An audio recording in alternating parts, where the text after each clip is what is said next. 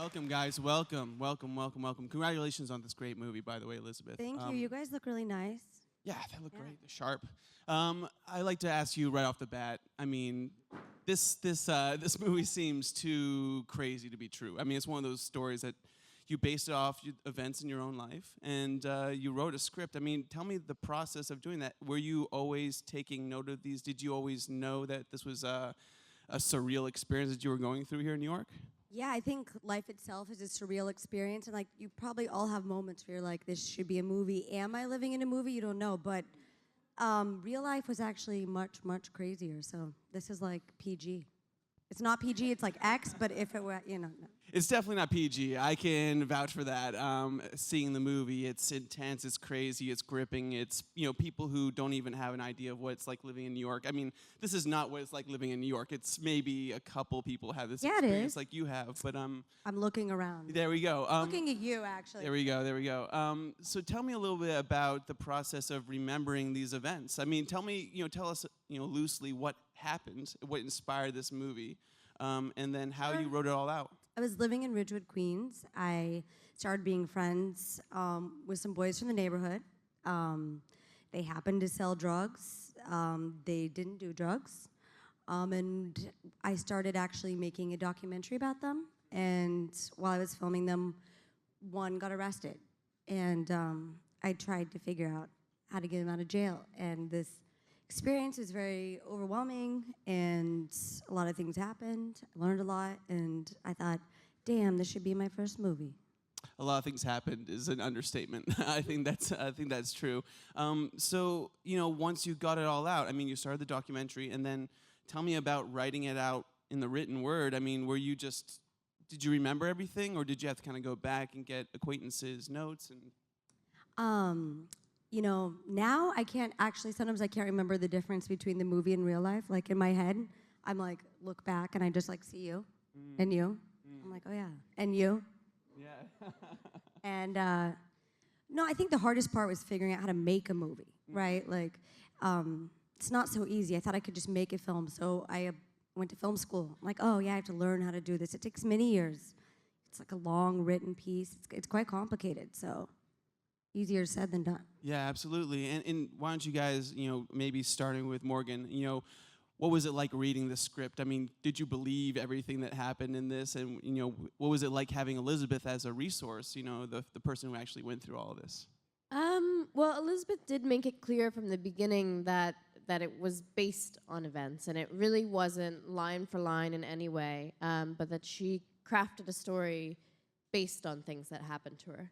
So from that point forward, we really trusted the script kind of as a source, as opposed to like saying, was this exactly, how did you feel in this exact moment?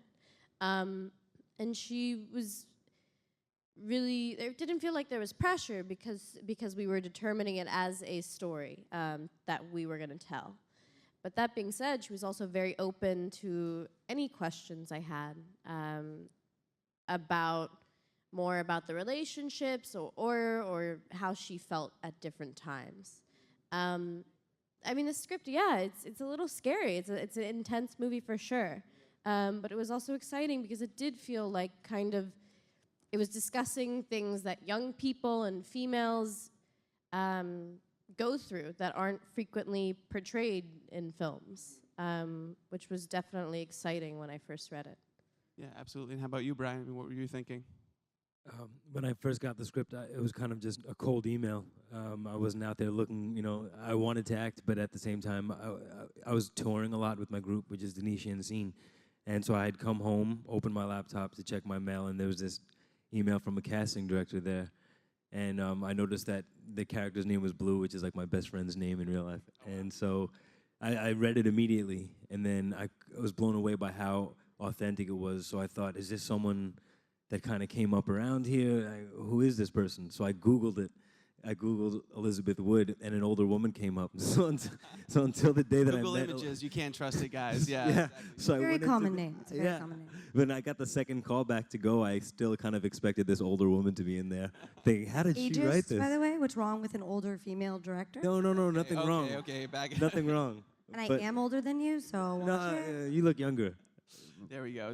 So I was excited. I was very excited, and It was something that, I've said this before, but I immediately started feeling a little bit nervous, not about the work, but about, I pictured this movie being made. I knew it would, even though people that are more connected to film were telling me, oh, with indies, or, they don't always get made, or they could be on week 2 and get shut down, and something in my gut was like, not this one.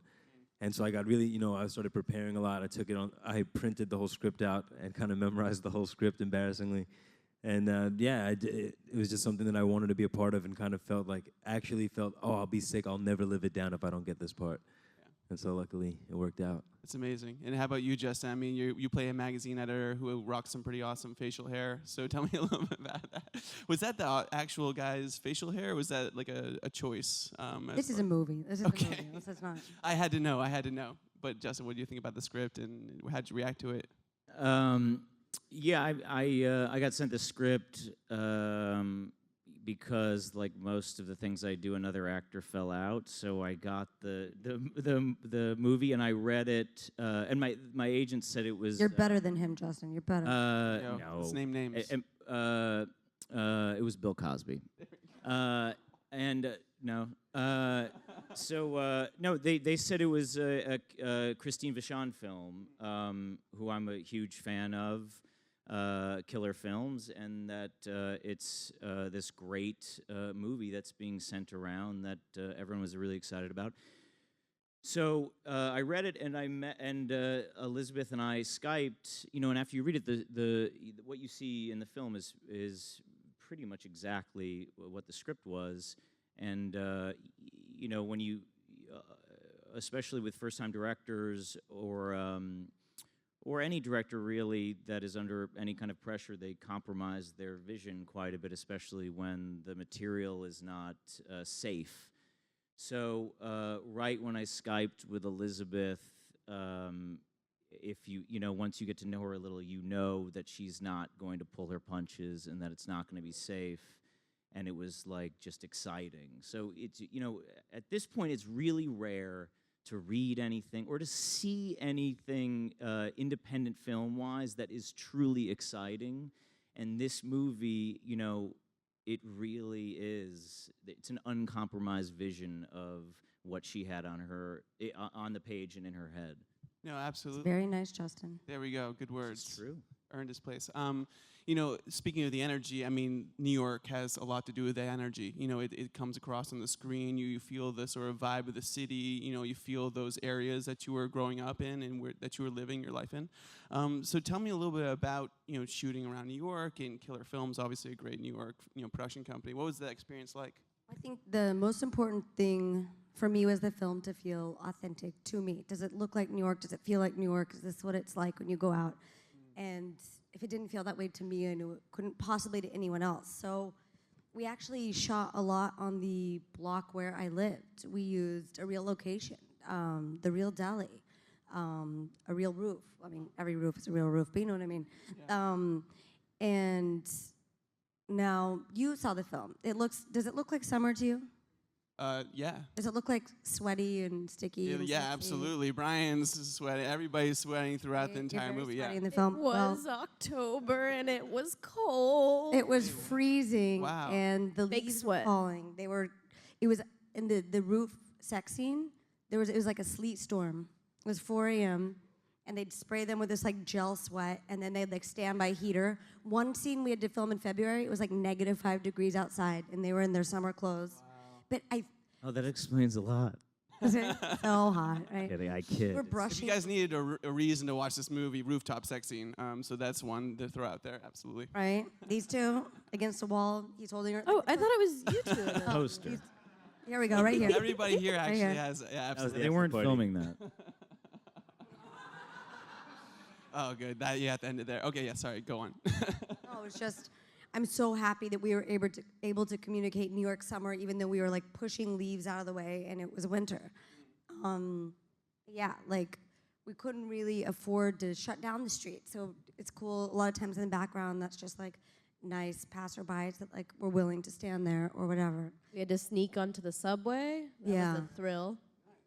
Yeah, I'm just amazed it works. It's a Yeah, I cheap mean, film. it seems like you took a little bit of that documentary, sort of approach towards this, using those actual locations. I mean, how is it for you guys filming in New York City? What does that experience differ from the LA studio scene or, versus other, ways to filming? You can start more. It's interesting in a lot of ways. To work at home is a funny feeling. Not just LA, but I've mostly shot in like random places. Like I just shot a movie in Tennessee or upstate New York. So to come, wake up in your own bed and go to work and then play a character and then come back to your own home is a funny thing. But filming in the city is lovely. I mean, our days were hectic. It was only a 4-week shoot, so it was a lot of running around from place to place in Brooklyn and downtown. But it feels so good to be in the city because exactly the film does feel centric to New York, and Also, it's like New York. Not to interrupt you, but to interrupt you. please.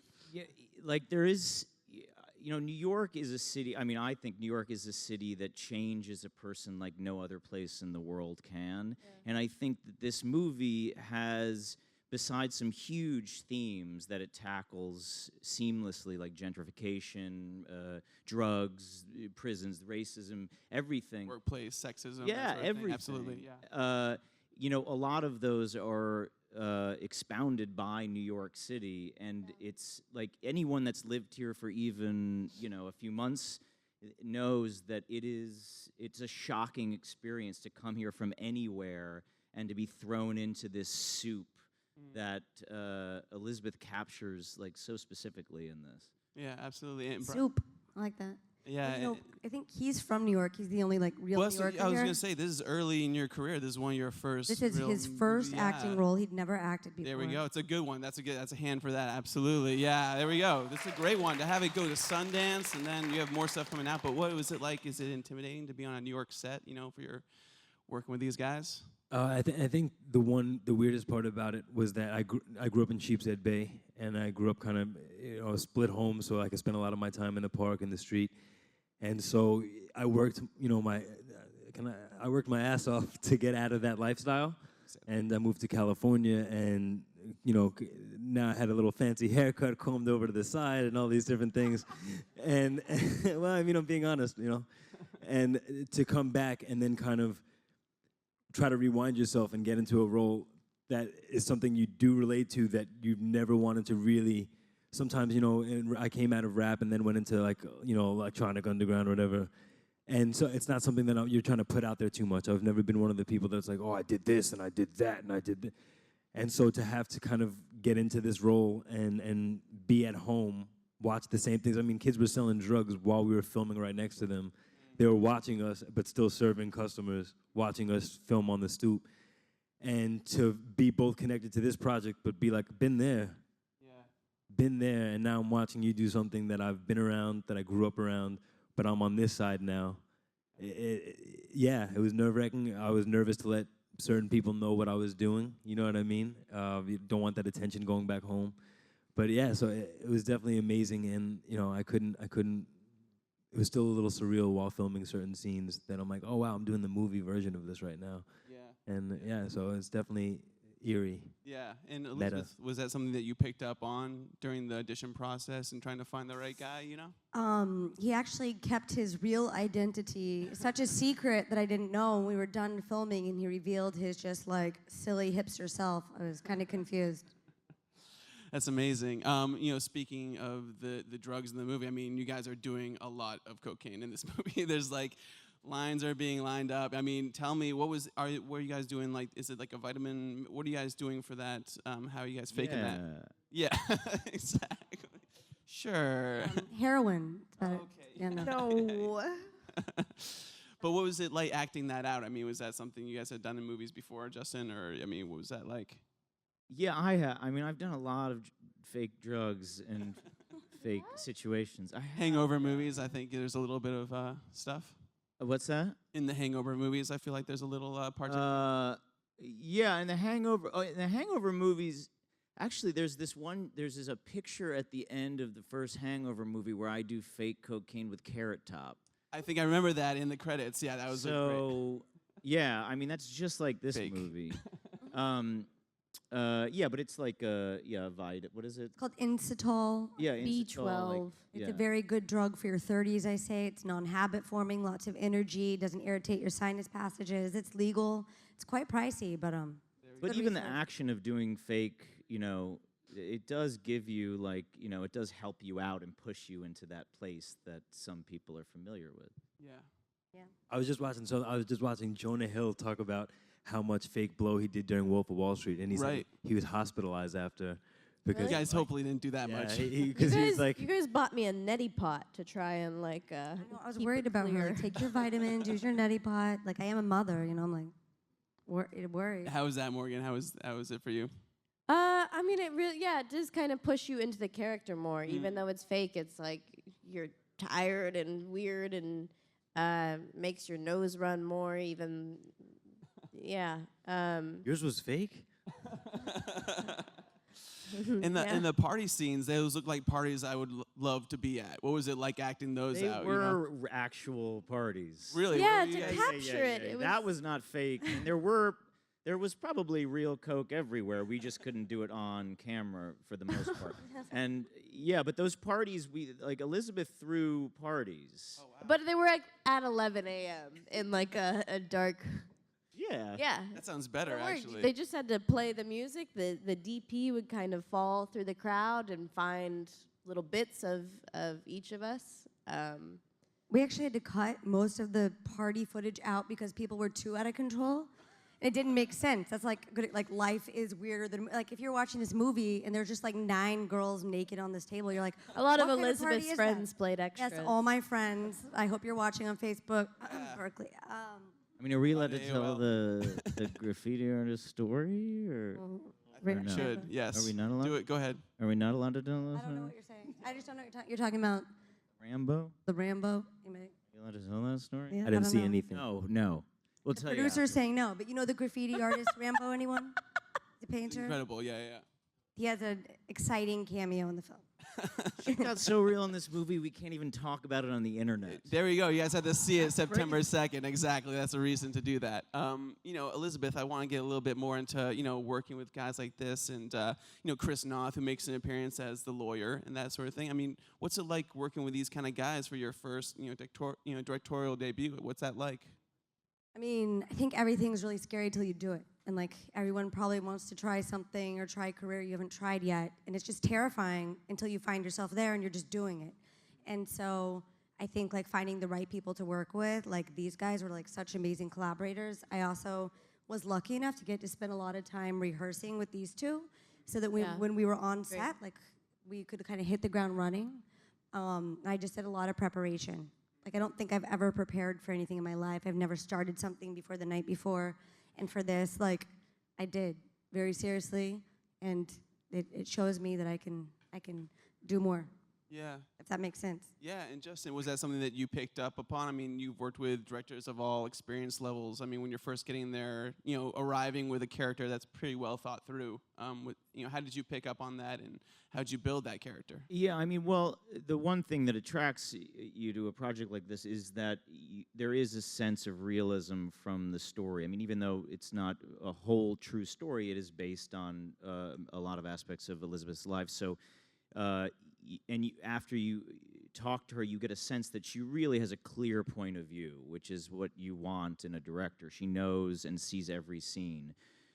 And she was incredibly prepared, and you have to be prepared because this movie is deceptively simple. I mean, on its surface, it's a love story between two people from different backgrounds, and the plot is driven by a drug bust, and it's a simple story, but there's so many complicated themes and issues being tackled and interwoven behind this simple story that, without being fully prepared and knowing how they're all going to connect, it would be impossible. And you do get to set a lot with first-time directors, and they're not prepared, and you're like, dude, I mean, you're making a movie.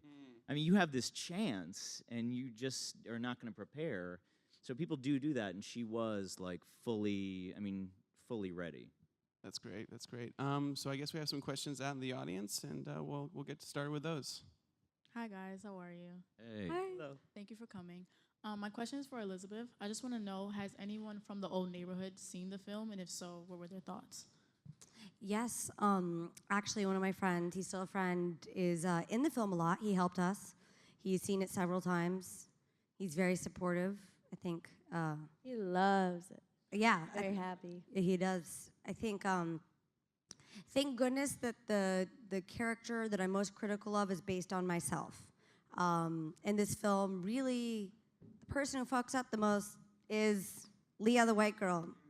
Goes out with best intentions and complicates life unnecessarily for everyone else. So I think that it's my own mind that is still considering everything. Does that make sense? Yeah, absolutely. Nice. Hi everyone. I liked in the trailer there was a BuzzFeed quote. I think it was like, "This is a messed up nightmare dressed up as a party." Do you think there are like glamorous aspects to this lifestyle?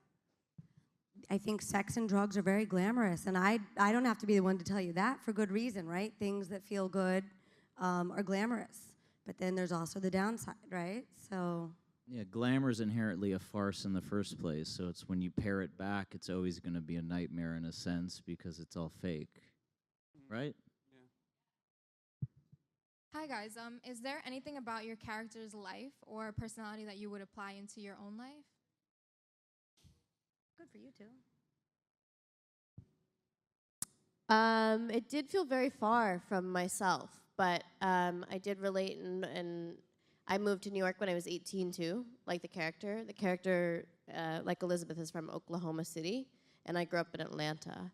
And there is something kind of like Justin said of understanding the city and this melting pot, this soup, this all the neighborhoods and all the people, and on top of that, all the crazy adventures and opportunities you could have. But there's something really cool about understanding the world and people that I think you can gain when you move to the city that I related to of the character. Yeah, I think, I already kind of touched on how I related from growing up, but I think it was a nice reminder sometimes when you leave something behind, you think, is that the right thing, or did I do it at the right time? And every day playing this character that didn't kind of smarten up the way that I like to pride myself on having done in my own life, it's a reminder of, yeah, you kind of made the right choice, you know? Don't fall in love with someone that's maybe a lot more privileged than you. And to touch on something that Justin said a few minutes ago, you really have to realize that things can be glamorized. I know some people have gotten it, and we're very lucky with how many people have gotten it because it's for a young audience, and so they're going through it. A lot of things in the movie, the audience It's goes for through. people of all ages, bro. Okay, no, well, I'm saying that it focuses on a certain age group, and so while other people might think, well, that's not real, there's a girl watching it that's like, I went through that last weekend. And so having spoken to people that both get it, and for, one in particular that, had a hard time getting certain things, you realize that everything is perspective, and for Elizabeth to have made the film and kind of just remind myself even, hey, listen, you may see things one way, the rest of the world sees one thing. I know most people are like, oh, well, Blue is my favorite character in the movie, and he's the most decent. And then I met someone the other day that were like, he's a bad guy, he's a drug dealer. He does this, he does that. And so, again, it's all perspective, and it kind of made me remember how I look at people myself now that I'm removed from it, not to judge people so quickly, and so it's definitely affected my life in that way. And none of the characters are not, they're black and white. It's the matter of perspective. What's interesting is that the white men in the movie are bad dudes, and I wouldn't take anything from my character, but the theme that is solidly throughout the film is being aware of your own white privilege. It's kind of a self-discovery movie with the main character figuring out how the power of being a young white girl falls within the social hierarchy of what she is experiencing. And my guy is a rich, middle-aged white dude that takes advantage of his power and in any situation. Yeah. And so we have time for one more. Here we go. Hey guys, so did you guys face any challenges while you were shooting for the film, since it was like probably like on a smaller budget? Yes, like about a week before shooting, I had to cut 30 pages of the script. And so, like in one night. And it was this moment where we couldn't make the film with the money we had raised if I didn't. And so it was this, in one night, how can you decide like how to take out, 1/3 of the movie? 1/4, I guess. Yeah, but was there anything really tough though? It was just a lot of more parties, really, so I'm glad I did, because I think we get it. Yeah, it's absolutely a party. Well, one more hand for the director and the cast of White Girl Guys. September 2nd, it's in theaters. Shoot it out on the socials. Hit these guys up, and congratulations, guys. Thank you so much. The Angelica in Times Square and Nighthawk. Tell your friends. I swear you won't be bored. Who likes a boring movie, right? I swear you like it. It's definitely not boring. I guarantee that. Okay, thanks so much, guys.